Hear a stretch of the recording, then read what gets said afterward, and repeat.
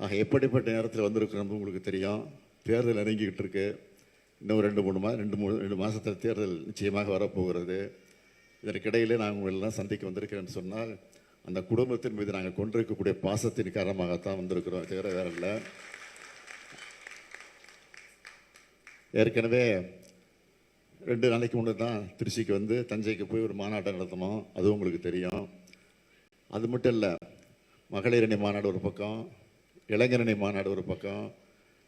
அடுத்து நிறைவாக தேர்தலுக்கு முன்பு இதே திருச்சியில் 10 லட்சம் பேர் திரளக்கூடிய அளவுக்கு ஒரு பெரிய மாநாட்டை நம்முடைய நேரு அவர்கள் நடத்த இருக்கு. அதுவும் உங்களுக்கு தெரியும். அதெல்லாம் அறிவிச்சிருக்கிறோம்.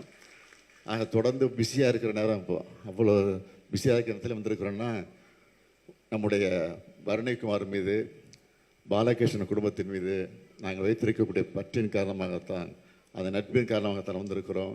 அந்த நட்பின் அடையாளமாக விளங்கி கொண்டிருக்கக்கூடிய பரணிக்குமாருடைய இல்லத்தில் இருக்கக்கூடிய இந்த குல விளக்குகள் எல்லா நன்மைகளையும் பெற்று சிறப்போடு வாழ வேண்டும்.